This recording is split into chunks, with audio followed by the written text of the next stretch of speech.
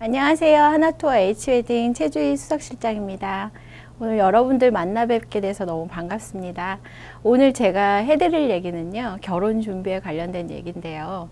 사실 막막하고 또 어디서부터 어떻게 준비해야 될지 잘 모르시고, 그리고 사실 이런 이야기를 하는 채널도 많지 않으시죠. 그래서 제가 오늘 만반의 준비를 해가지고 오긴 했는데 잘 들으셔야 들리실 것 같은 생각이 들고요. 일단 결혼 준비를 하고 계시는 신랑 신부님들에게 실질적으로 많이 도움이 되실 텐데, 그렇지 않은 싱글분들 그리고 또 자제분들을 결혼시키려고 준비 중이신 어머님들, 아버님들에게도 좋은 도움이 되는 그런 이야기들을 해드리려고 합니다. 오늘 결혼에 대한 의미부터 결혼 예산을 짜는 법, 그리고 결혼식의 하이라이트인 스드메 준비하기, 그리고 혼수 품목에 들어가는 신혼여행, 그리고 한복, 예복, 예물, 그리고 신혼집 구하기, 그리고 혼수 가전 준비하기, 그리고 그 외에 건강검진이라든지 가족들과 소통하는 법까지 제가 총망라해서 이야기를 해드릴 건데요. 제가 차근차근히 상세하게 이야기를 드릴 거라서, 그리고 실제 커플들을 통해서 종합된 내용들을 제가 전달을 해드릴 거라서 그런 실질적인 이야기 위주로 진행을 해보도록 하겠습니다.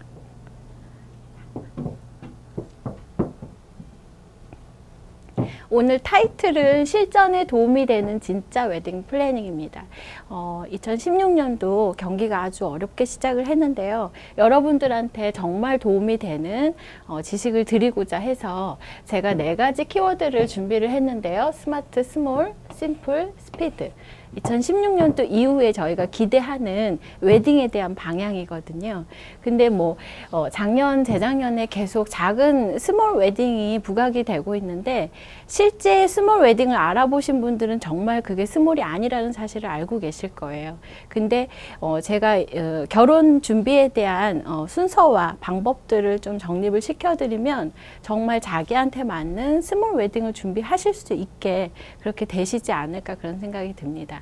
그리고 또 바쁘신 만큼 스피디한 준비를 원하시는데, 사실은 결혼 준비에 대해서 많이 화두가 되고 관심이 있고 그렇긴 하지만 그거에만 몰두하기에는 너무 바쁘시죠, 현대인들이. 그래서 어떻게 스피디하게 준비를 하느냐, 스피디하게 준비를 하려면 간단해져야 되는 거거든요. 그래서 어떻게 간단하게 준비를 하느냐, 이런 얘기를 할까 합니다. 자, 결혼의 의미부터 살펴보고자 하는데요. 결혼은 사실 그 로맨스의 끝으로 생각하시는 분들이 너무 많잖아요. 근데 결혼은 로맨스의 끝은 아니죠. 이제 어머님, 아버님들한테 물어보시면 그건 아니라고 바로 말씀을 하실 것 같아요. 결혼의 의미를 제가 사전에서 찾아보니까 남녀가 정식으로 부부 관계를 맺는 것을 얘기합니다. 근데 여기서 화두는 정식으로 관계를 맺는 것에 의미를 부여를 하시면 될 것 같은데요.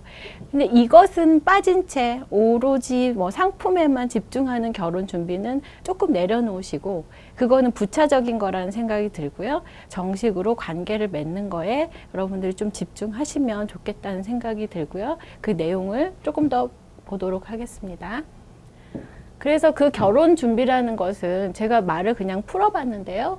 부부가 정식으로 부부 관계를 맺기 위한 준비가 되는 거겠죠. 그렇죠? 그러면 어떻게 준비할 것이냐. 근데 결혼 준비와 결혼식 준비는 좀 다르죠, 화두가.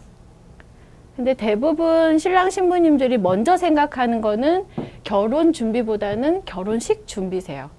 그래서 신혼여행을 어디로 갈 것이냐, 드레스를 뭘 입을 것이냐, 메이크업을 어떻게 할 것이냐를 더 먼저 생각하시고, 집은 어디서 살 거며, 몇 평대 준비할 거며, 이런 얘기를 먼저 하시는데, 사실은 가치의 문제인 이 문제를 먼저 고민을 하셨으면 좋겠습니다.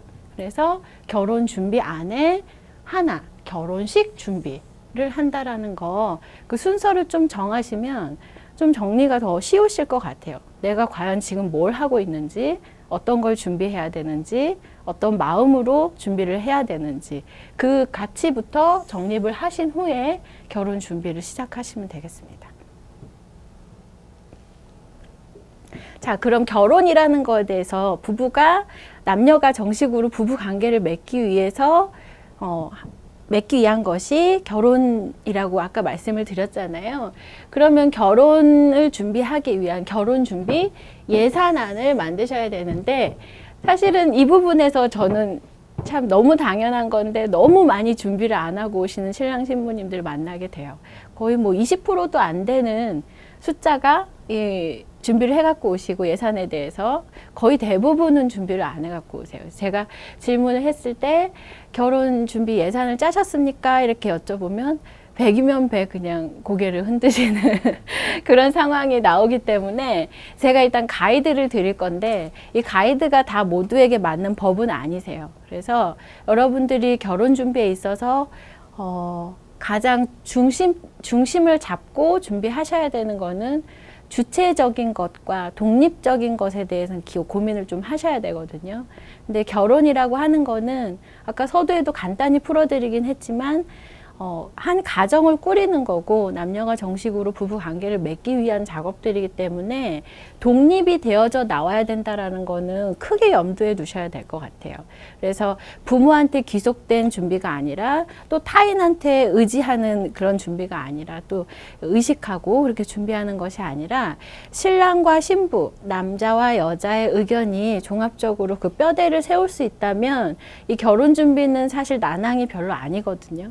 근데 이 뼈대가 세워지지 않고 먼저 타인의 이야기를 듣거나 독립되어져 나오지 못했거나 주체성을 가지지 못하면 그때부터는 굉장히 난항이 시작이 되는 거죠. 왜냐하면 많은 사람들의 이야기를 듣고 내 중심이 세워지지 않은 상태에서 휘둘릴 수밖에 없는 그런 상황이기 때문에, 그리고 결혼이라는 건 관습의 문화도 있기 때문에 그 대대로 내려오는 우리가 가지고 있던 그런 오래된 사고들을 무시할 수 없거든요. 근데 그 안에서 내가 어떤 그 기준들을 세운다라고 하는 거는 너무너무 사실은 어려운 일이죠.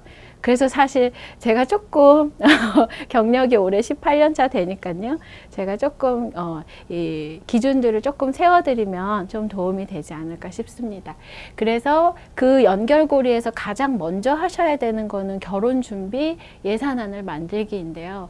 이 예산은 어떤 회사든 뭐 저희가 일을 기획할 때 예산을 짜잖아요. 근데 결혼이라는 일생일대에 이런 굉장히 중요하고 그리고 커다란 지출을 앞두고 있는 문제에 있어서는 절대 예산을 짜지 않으세요. 근데 이런 문제를 좀 곰곰이 생각을 해보셨으면 좋겠어요. 그래서 제가 기준을 드리고 그 기준 안에서 본인들만의 이야기로 토대를 좀 만드시면 결혼 준비가 좀 쉬우실 것 같습니다. 예산 목록을 제가 마련을 해왔는데요. 이게 보통 통상적으로 다 알고 계신 내용들인데 이게 다 적용이 되실 필요는 없으세요. 신랑 신부님한테. 근데 이 내용이 이제 본인들한테 해당 사항이 있는 내용들만 체킹을 하셔서 우리만의 예산을 짜는 거 되게 중요한 내용이시거든요. 근데 먼저 말씀을 드리면 저희가 이제 하도 이제 누가 내느냐의 문제도 굉장히 중요하시잖아요. 그래서 신랑 측, 신부 측 그리고 이렇게 항목들을 이렇게 분류를 해가지고 왔어요. 참고만 하시면 되겠습니다. 법은 아니니까요. 보시면 상견례 진행 비용은 보통 신랑님이 많이 이제 지불하시죠. 왜 그러는지는 잘 모르겠어요. 그리고 식장 사용료, 식사 금액은 이거는 이제 식 당일날 이제 거의 축의금 정산이 되는 그런 문화이기 때문에 그렇게 본인들 예산에는 잘 넣지는 않으세요. 그래서 요거는 예산에는 넣지 않는다. 이렇게 보시면 될 것 같고요.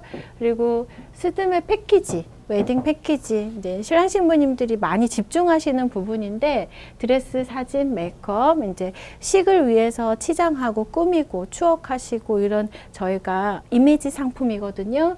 이 이미지 상품이 굉장히 다양하게 구성이 되기 때문에 제가 이제 바운더리만 드린 거고 이 내용 안에서 각자의 취향과 그리고 예산에 맞춰서 조절을 하시면 될 것 같고요. 그리고 뭐 부차적으로 드레스 샵에서 도와주시러 나오시는 드레스를 이제 보관 관리하시면서 코디네이션도 진행이 되는 이제 헬퍼님이 계세요. 그 수고비가 보통 한 15만 원 정도. 이 정도 들어갑니다. 그리고 이게 이제 촬영 본식 2번 들어가시니까 곱하기 2 하시면 되겠죠. 그리고 패백 음식. 이제 패백은 식후에 한국식으로 서로 복을 빌면서 자손의 번창을 기원하면서 시댁 어르신들한테 인사를 드리는 그런 자리인데요. 이때 신부님이 신랑님 댁에 패백 음식을 해갖고 가셔야 돼요. 그 패백 음식은 보통 한 기본이 20에서 30. 요 정도 잡으시면 되세요.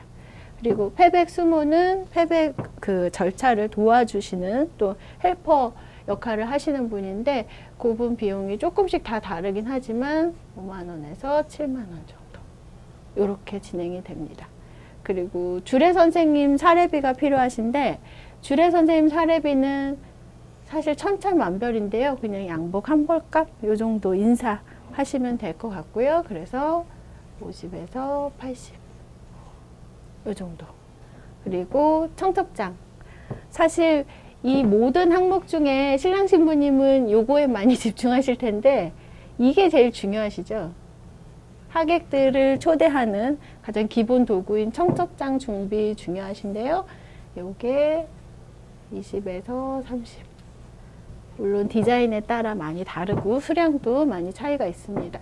친구 뒷부리는 사실 그 이브 행사들은 요즘 생략이 많이 되는 추세라서 요거는 제가 책정하지는 않고요. 필요하신 분들은 책정을 하시면 되겠습니다.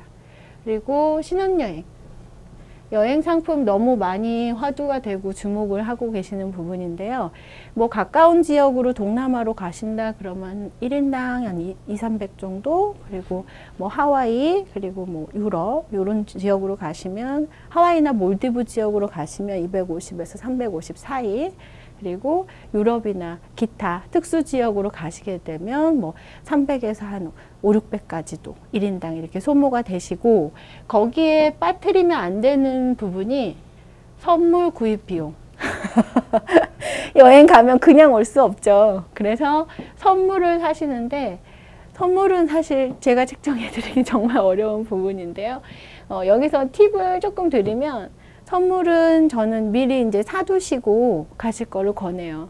이제 여행지에 가서 뭔가를 산다라고 하는 거는 굉장히 고민이 많이 되고 또 적합하지 않을 수도 있기 때문에, 그리고 요즘 해외여행을 너무 많이 다니셔서 굳이 해외에 가서 뭔가를 사갖고 오시는 걸 기대하시는 분이 많지는 않으시거든요. 조금 실용적으로 말씀드리면 이제 선물은 미리 이제 고민해보고 필요한 것들을 준비해 놓고 가시는 게 좋겠다, 그렇게 말씀을 드리고요. 그리고 혼수 비용. 말이 참 많은 부분이죠. 근데 이제 제가 조금 이제 제 나름대로 정리를 조금 해드리면, 신랑님 예물은 반지가 필요하시고, 그리고 보통 시계를 하시는 편이세요. 근데 예물이라고 하는 개념은 이제 식을 하고 이제 관계를 맺었고, 그리고 위치가 달라졌기 때문에 서로의 언약의 상징으로 주고받는 그런 폐물이거든요. 그래서 요즘은 옛날처럼 그런 뭐 재산으로 여기시는 분들은 많지 않으시기 때문에 취향과 기호에 따라서 선택을 하시면 되고요. 이 부분은 제가 그냥 요즘 가이드 드리는 금액은 한 250만 원 위아래. 그래서 반지하고 시계 요 정도 생각하시면 될 것 같고요. 신부 예물은 신랑 시계와 예물하고 같은 수준으로 준비를 하시면 되겠습니다. 이렇게 같은 수준으로. 제가 같은 수준을 강조하고 싶은데요.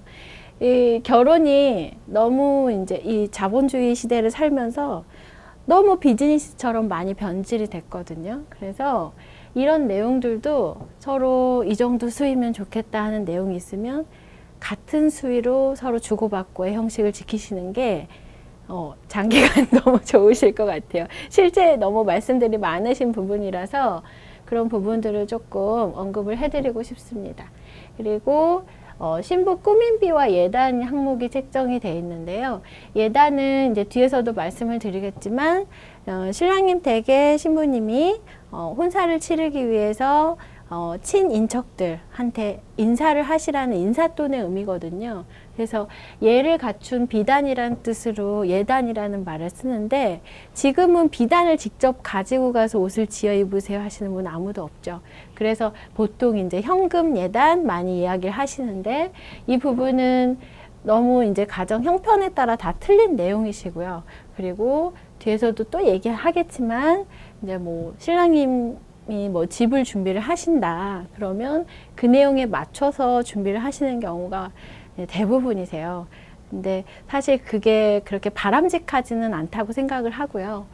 그래도 예단을 어르신들이 예를 갖춰야 된다라고 생각을 하시면 준비를 하시되 이거는 정해져 있는 건 없습니다. 예, 그리고 예단은 결혼 관계를 맺으면서 양가가 서로 이야기를 같이 하는 부분인데 제가 참 이야기를 많이 해요. 신랑 신부님은 오랫동안 사귀고 서로 많이 알고 서로 이제 사랑하는 배경 안에 이해하려고 많이 애를 쓰는데 부모님의 관계는 사실 그렇지는 않거든요. 그래서 뭐 그래도 자제분이 좋아하는 상대니까 마음은 많이 열려 계신다 하더라도 부모님끼리의 생각이 다 일치하지 않을 수 있어요. 그래서 제가 항상 말씀을 드리는 게 신랑 신부님이 독립적이고 주체적인 결혼 준비에 대한 생각을 틀을 먼저 짜놓고 부모님한테 이야기할 수 있다면 이런 문제들도 지혜롭게 잘 극복할 수 있다는 생각을 하고 있거든요. 그랬을 때 이 예단은 저는 권고하기를 과감히 좀 생략을 하셔도 좋을 것 같다. 부모님하고 다 상의가 이루어진다면 그리고 부모님이 뭐 우리는 안 해도 좋다 뭐 이런 표현을 쓰신다 하면 한 2번 정도는 더 물어보시고요. 정말 그런지 그러면 그때까지도 계속 확고한 생각이시다 그러면 정말 안 하셔야 돼요. 눈치를 보기 시작하면 이거를 해도 문제 안 해도 문제가 되거든요. 근데 혹여나 이제 부모님들하고 관계를 아주 뗄 수는 없잖아요. 결혼을 한다고 해도 그러면 이제 부모님들하고 이런 내용들에 대해서 충분히 발생되는 문제들에 대해서 얘기를 해보시고 이 내용에 대해서 좀 절충안을 찾으셔서 진행을 하시는 거는 권유를 해드려요.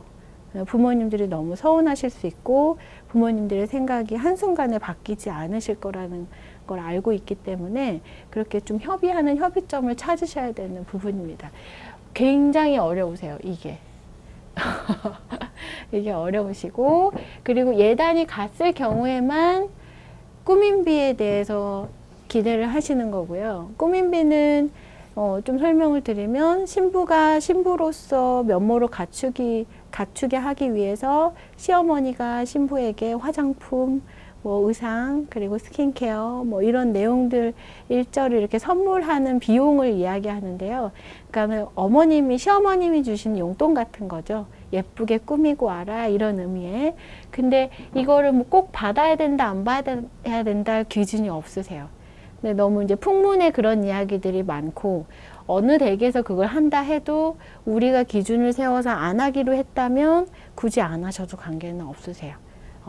그래서 예단이 들어갔을 경우에 꾸민비는 이제 같이 갈 수 있는 문제지만 그렇지 않은 상황에는 없어야 된다라고 생각을 합니다.